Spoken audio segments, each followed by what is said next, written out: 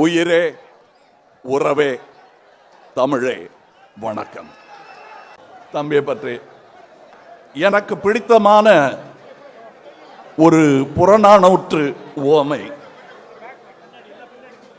ஒரு மூதாட்டியிடம் கேட்கிறார்கள், அம்மா உங்க பிள்ளை எங்க காணோம் அப்படின்னு கேட்குறாங்க.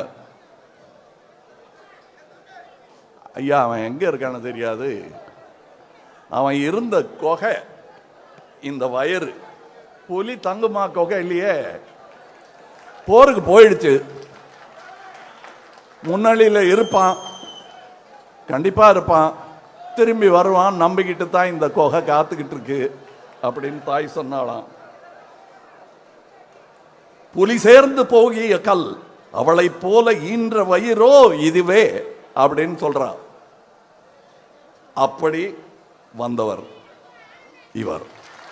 அதனால்தான் சொன்ன, இவருக்கு எதுக்கு பொன்னாட, அந்த தோலை தொட்டு பார்த்தாலே தெரியுது, அதுதான் பொன்னாடை. அவர் அதை போர்த்தி கொண்டு விட்டார், நீங்கள் போர்த்தி விட்டீர்கள், நீங்கள் அனைவருமே அதை போர்த்தி இருக்கிறீர்கள், மறந்து விட வேண்டாம். நாம் அனைவருமே அதை போர்த்தி இருக்கிறோம், கவலைப்பட வேண்டாம்.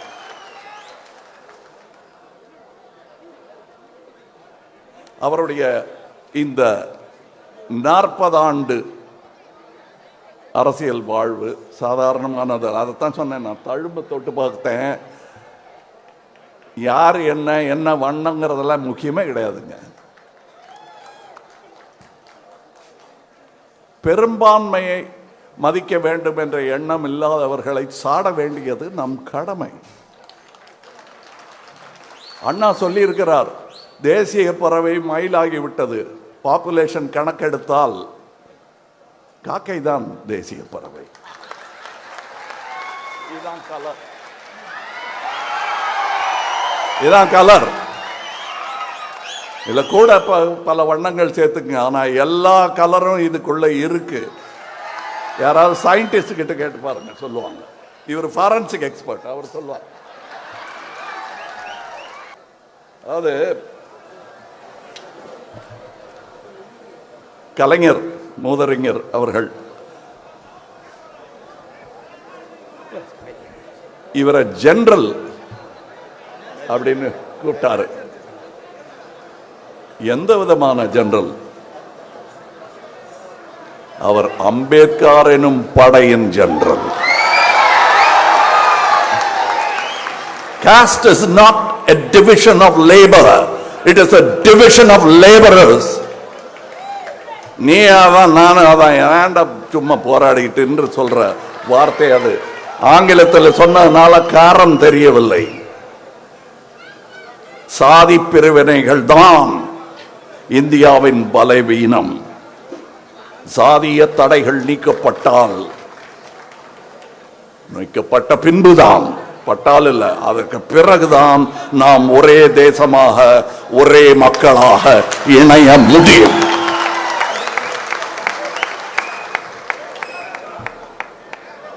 கற்பி, ஒன்று சேர், புரட்சி செய்.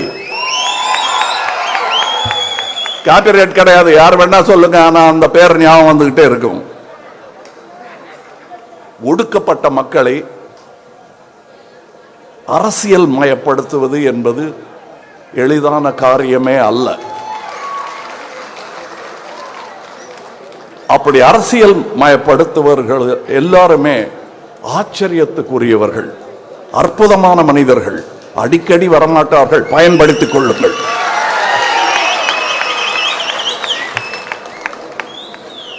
ரொம்ப ஈஸி. இதே பறை இந்த பாடல் இல்லாமல் போர்க்குரலாக ஒலித்தால் இங்கிருந்து வெளியே போகும்போதே ரத்தம் சிந்த வைக்க முடியும். ஆனால் அவர் எப்பவுமே நான் பார்த்திருக்கேன், இதோ வாய்ப்பு, அரசியலில் உங்கள் கதையை சொல்லணும், எங்களை வாங்க, இது ஆதாயம், இது அரசியல், இது அரசியல், இது ஆதாயம், எது வேணும்னு கேட்டா அவர் அரசியலை தான் தேர்ந்தெடுக்கிறார். இதுல உங்களுக்கு நிறைய கஷ்டம், அடி விழும். இது சௌகரியம், பணம் கூட கொடுப்போம், கல்யாணம் பண்ணி வைப்போம், சந்தோஷமா இருக்கலாம் அப்படின்னா இதைத்தான் எடுக்கிறார் அவரு. அதனால் நான் வியக்கிறேன். ஏன் இப்படி சகோதரன் திடீர்னு ஒருத்தர் ஏதோ அரசியல் ஓட்டு இல்லையா? இது 2000 வருஷமா நடந்துட்டு இருக்கு. இதுல என்ன ஓட்டு? தமிழர்கள் ஓட்டு போட ஆரம்பிச்ச ராஜராஜ காலத்துல தானே. குடவோலை கொண்டு வந்தது யாரு? அப்பதான் லேட்டா ஆரம்பிச்சிருக்கோம். அதனால கொஞ்சம் லேட்டா வந்து பிடிச்சு உழுக்கிறதுக்கு டைம் ஆகும். அதாவது இந்த கல்யாணம் பண்ணி வைக்கிறேன்னு சொன்னதுக்கு வேண்டாம்னு சொன்னதுக்கு ஒரு உதாரணம் சொல்றேன்.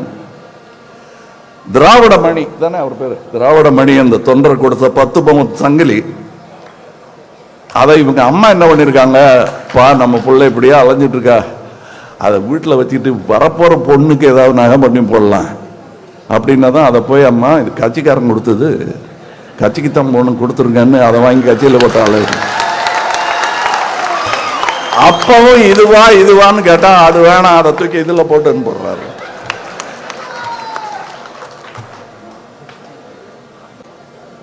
இது அங்கீகாரமா இதை ஒரு கட்சியா வளர்க்கறதுங்கிறது எவ்வளவு கஷ்டங்கிறது ஆரம்பித்த எனக்கும் தெரியும். அப்போ வருஷத்துக்கு முன்னாடி செஞ்சா அங்கீகாரம் பெறுவதே கஷ்டங்க. இவெல்லாம் ஒரு ஆளாங்கிறது எத்தனை வருஷமா கேட்டுட்டு இருக்கோம் நாம.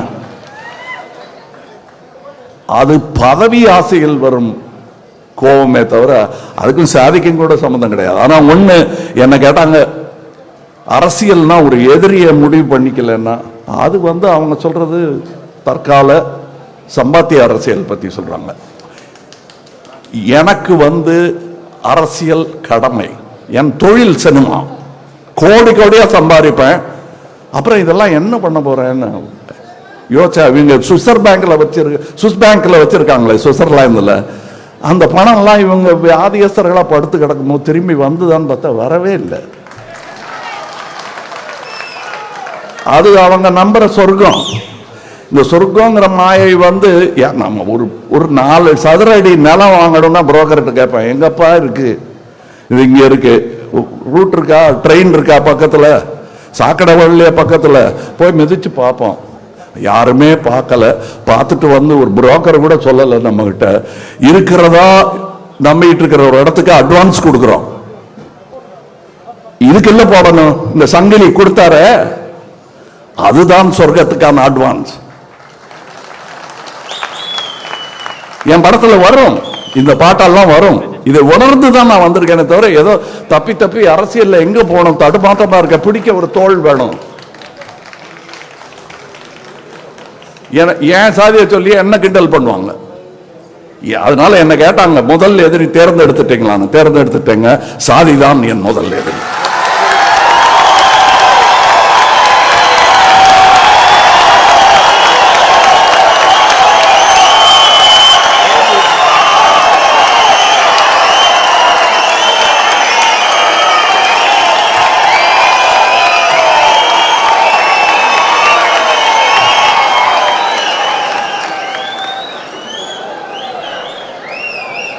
இனி உக்காரணும் இல்ல நடக்கணும், முட்டிக்கு வேற வேலை கொடுக்க கூடாது. புரியுதுங்களா? அது தரையில படுறதுக்காக வச்ச இடம் இல்ல, இதுதான் உள்ளங்கால் தான் தரையில படுறதுக்காக வச்ச இடம். கட்ட விரல் ரொம்ப முக்கியங்க. அது கையில இருந்தாலும் காலில் இருந்தாலும் முக்கியம், ஞாபகம் வச்சுக்கோங்க. இந்த கோபம் என் நெடுநாளைய கோபம். பிறப்பினால் நான் எவருக்கும் தாழ்ந்தவன் அல்ல, என்னை விட உயர்ந்தவர் யாரும் இல்லை என்பதை உங்கள் மனதில் பதிய வைப்பதுதான் இமாலய சாதனை. அதில் ஏறி நின்று கூவி விழிக்கும் டென்சிங்.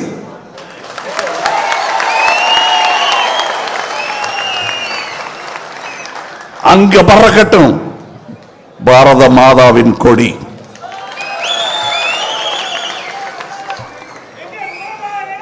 ஒரு சமுதாயத்தின் முன்னேற்றத்தை, பெண்களின் முன்னேற்றத்தை வைத்துத்தான் அளவிட முடியும். அம்பேத்கர் சொல்லி இருக்கிறாரு. நாங்க என்ன சொன்னோம்? மக்கள் நீதி மையத்தில் பெண்களுக்கு ஒரு உரிமை தொகை கொடுக்கணுங்க அப்படின்னு அது நாங்க சொன்னோம். செய்யல, சொன்னோம்.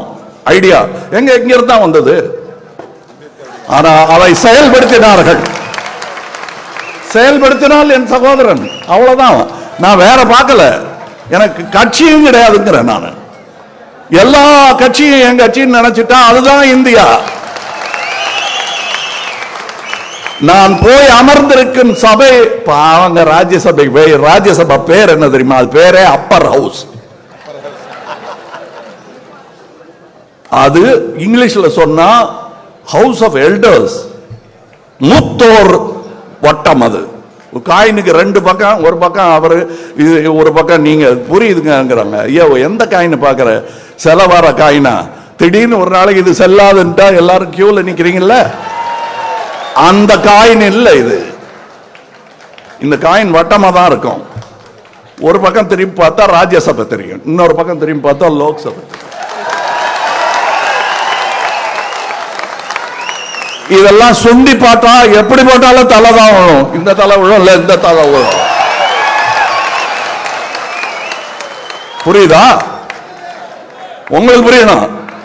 நான் புரியுதான்னு கேட்கறது வெளியே இருக்கிறவங்க. அவங்களுக்கு புரியும். அவங்களுக்கு புரிஞ்சா பயம், உங்களுக்கு புரிஞ்சா நம்பிக்கை.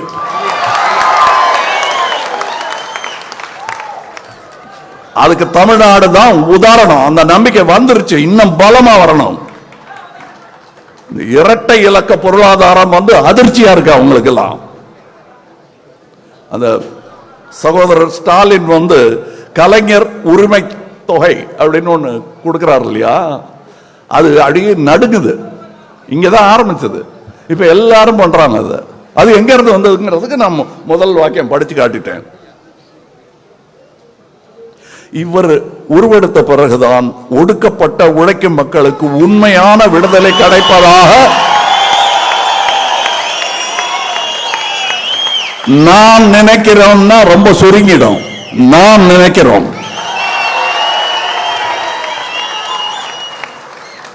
அத நான் சிதம்பரம் தொகுதியில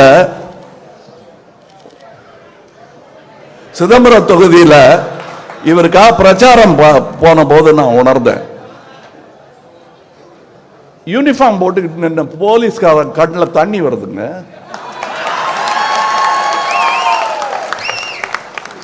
எங்க ரெண்டு பேர், நானே இவருக்கு மூத்தவர், எங்க ரெண்டு பேரையும் மூத்த ஒரு அம்மா கையை கொப்பிட்டு இவரை பாக்குறாங்க. அவங்க கண்ணிலையும் கண்ணீர். அத கண்ணீரை பார்த்து உணர்ச்சி எல்லாம் படல, அந்த உணர்ச்சி வசப்படுறது இல்ல, உணர்ச்சியை புரிந்து கொண்டேன். அந்த பானையை தூக்கி பிடிச்சேன்.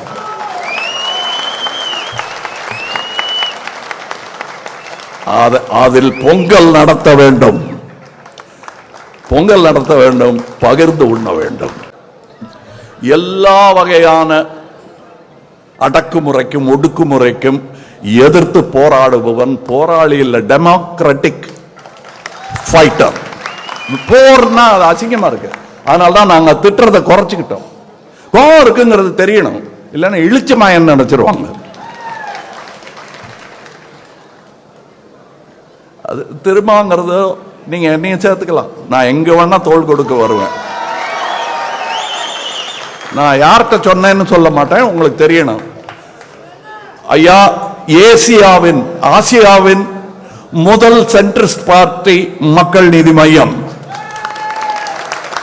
அதை சொல்ல வேண்டிய இடத்துல சொல்லிட்டேன்.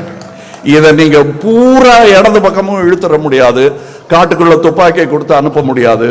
பூரா அதை வலது பக்கம் அதை என்ன அகோரி ஆக்க முடியாது. நடுவில் இருப்பேன். என் இடதும் வலதும் தோளும் குடிமக்கள், அதுவும் இந்திய நாட்டின் குடிமக்கள் எவராயிருந்தாலும் பல்லக்கில் போவதற்கு தயார் என்றால் இந்த தோல் காத்து நிற்கும். மேல உட்கார என்ன சாதி பண்ணின்னு கேட்கறதுக்கு எனக்கு அருகதையே கிடையாது. நான் தோல் தூக்க வந்துட்டேன், இந்த பல்லக்க தூக்க வந்துட்டேன். இந்த பல்லக்கின் பேர் இந்தியா. ஒன்னு சொல்றேன், அதுக்கு 4 பிடி தான் இருக்குன்னு நம்பிட்டு இருக்காதீங்க. 22 பிடி இருக்கு. ஒவ்வொரு மொழியும் தோல் கொடுக்கும். இதுக்கு சொல்றேன். அதனாலதான் சொன்னேன், இந்த திராவிடம்ங்கிறது என்னங்க, எல்லாரும் சேர்ந்ததுதான். எல்லாரையும் சேர்த்துக்கிற பெருந்தன்மைக்கு பேர் தான் திராவிடம். அது நாடு தழுவியது. போய் பாருங்க, அங்க இருந்து சிந்து நதி முதல் வைகை நதி வரை அது பரவி இருக்கிறது. அது மேலடி என்றால் அது கீழடி. 3 அடியில் உலகத்தை அளக்கலாம், நாங்க 2 அடியில் அளந்தோம். அது பேர் திருக்குறள். இங்க என்ன நிறைய பேசிட்டே இருப்பேன், அவர் பேச்ச நீங்க கேட்கணும். இதெல்லாம் பேசிட்டேன், நான் நோட்ஸ் எடுத்தேன். அதுக்கப்புறம் அதெல்லாம் எனக்கு உணர்வோட பேசுவதுதான், உண்மையாக பேசுவதுதான் முக்கியம். உண்மையை பேசணும்னு முடிவு பண்ணிட்டோம்னா பயம் இருக்காது. ஏன்னா உண்மை தானே. அப்புறம் என்ன, நீங்க உண்மை பேசுறீங்க, ஜெயிக்கலையே, என்ன பண்றீங்க? சத்தியமே விஜயத்தை எல்லாம் என்ன ஆச்சரியன்னு கேட்டாங்க. சரி, உன்னுடைய சிறப்பான பொய் என்று எதை சொல்வீர்கள்? நம்பிட்டாயா அப்படிங்கறதானே. எப்படி நம்பினீங்க? உண்மை மாதிரி இருந்த பொய் கூட ஜெயிக்கணும்னா சத்தியத்தை கொஞ்சம் தொட்டுக்கணும். ஊருகா மாதிரியாவது சத்தியம் ஜெயிச்சுக்கிட்டே இருக்கும். உனக்கு அது தெரியல, எங்களுக்கு தெரியுது. அதனால்தான் நியாயமா நேர்மையா பேசுறவனுக்கு பொய் சொல்றவனு உடனே அடையாளம் தெரியும். உங்களுக்கு என்ன அடையாளம் தெரியுதா? நான் நேர்மையானவங்கிறது அடையாளம் தெரியுதா? பொய் பேசலைங்கிறது புரியுதா? அதை புரிஞ்சுக்கிட்டா போதும். இந்த போர்படை உலகம் எல்லாம் கேட்கும். புரிஞ்சுக்கீங்க. என்ன மாதிரி கோடி பேர் இருக்காங்க உங்களுக்கு தோல் கொடுக்க, அவனையும் சேர்த்துக்குங்க, நீங்களும் வாங்க. அது நான் மையத்தில் இருக்கிறதுனால இந்த புயல் எங்க எங்க எங்கெல்லாம் வீசுதுன்னு என்னால பார்க்க முடியுது. இங்க காத்து அடிக்காது, நாரிடும் காத்து. அதான் சொல்றாங்கல்ல மலஹாசன், ஏய் மலத்தை பத்தி எங்கிட்ட பேசாத, எங்க மூதாத தாத்தா காந்தி கிட்ட கேளு மலம்னா என்னன்னு சொல்லுவாரு, அள்ளுவாரு. அன்னைக்கு கல்கட்டாவில் 1908 நடந்த போது காங்கிரஸ்காரங்கள்லாம் அதெல்லாம் சாப்பிட்டுட்டு அங்க போய் செய்ய வேண்டியது செஞ்சுட்டு வந்தாங்க. காந்தியார் தான் போய் அதை கிளீன் பண்ணிட்டு தான் பிரேக்ஃபாஸ்ட் சாப்பிடுவாரு, காலை உண்டி. அதுக்கப்புறம் என்கிட்ட மலஹாசன் சொன்னா சந்தோஷம், சபாஷ், நான் தான் அது. அங்க தாத்தா அதை அள்ளுவாரு, நானும் சேர்ந்து அள்ளுவேன். ஆனா உனக்கா அள்ள மாட்டேன், எனக்கா அள்ளுவேன். ஏன்னா டெய்லி நீங்க தானே பண்றீங்க. அதனால என்ன நீ கூப்பிடு, கோபம் இல்லைங்க, புரிய வைக்கிறேன். நான் என் பிள்ளையிலேயே அடிச்சது கிடையாது, கேட்டு பாருங்க, சொல்லுவாங்க. சண்டை போடலாம், கத்தலாம், ஆனா அடிக்க கூடாது. அது புரிஞ்ச இன்னொரு சகோதரர் இவருக்கு பிறந்த நாள் சொல்லுவது கடமையா இருந்தது. இன்னொரு பெரிய விழா, நான் கனவு கண்டுகிட்டு இருந்த விழா, அதுக்கு போகணும்னு நினைச்சிட்டு இருந்தேன். சேலத்தில் நடக்குது. ஆனா இதை இப்ப செஞ்சிடணும். இப்ப இது தேவை. அங்க நிறைய பேர் பெரியவர்கள் இருக்காங்க, இங்க ஆளே இல்லையான்னா இருக்கீங்க, இங்கேயும் நிறைய இருக்காங்க. இந்த ஒரு மேடல் தான் ஆச்சரியமா பார்த்தேன். நான் கலைஞன் இல்லையா, வழக்கமா நாங்க மட்டும் ஆடிக்கிட்டு இருப்போம், இங்க இருக்கிறவங்க எல்லாம் உட்காந்து பார்த்துக்கிட்டு இருப்பாங்க. நீங்க நான் உட்காந்து பார்த்துட்டு இருந்தேன், அங்க இருந்து அவங்க எல்லாம் ஆடிக்கிட்டாங்க. அதனாலதான் கூத்தன் நான் உங்களை கூத்தர்களே என்று வணங்கினேன். நானும் கூத்தன் தான், ஞான கூத்தன். அது எங்க குரு பேர். ஞான கூத்தன் ஒரு கவிஞர் இருந்தார், என் மனதில் இன்னும் இருக்கிறார். அந்த ஞான கூத்தன் குரலாக கேட்டுக்கொள்ளுங்கள். இதுக்கு மேல என்ன சொல்றது? கட்டி பிடிச்சாச்சு, அவருக்கு நம்பிக்கை கொடுத்தாச்சு. படை பின்னாடி இருக்கு, படை இங்க இருக்கு. வெல்க வாழிய செந்தமிழ், வாழ்க நற்றமிழர், வாழிய இந்திய மணி திருநாடு. வணக்கம்.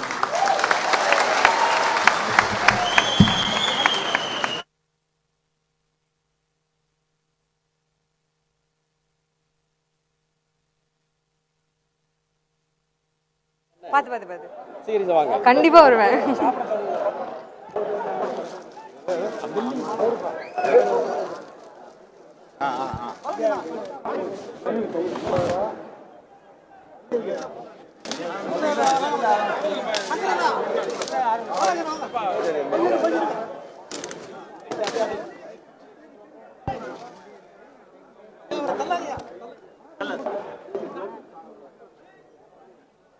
Hola, அம்மா சார் வணக்கம் வணக்கம், எப்படி இருக்கீங்க? நல்லா இருக்கீங்களா? அம்மா நிகழ்ச்சி தொகுப்பு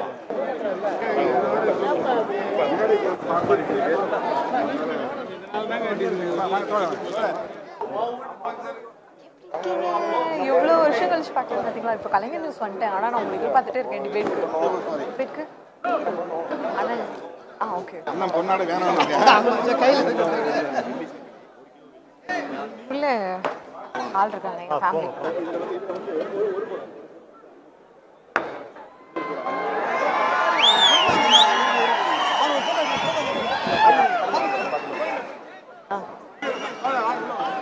நானும் சாப்பிட மாட்டேன். ஃப்ரேம் வேண்டாம், ஃப்ரேம் வேண்டாம். இல்லை இப்போ அடுத்த நிகழ்ச்சி படுறது கூப்பிடுவாங்க.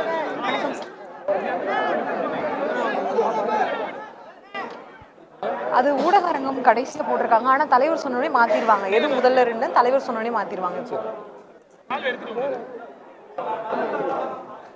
இப்போ சார் நிகழ்ச்சி நல்லா இருக்கீங்களா?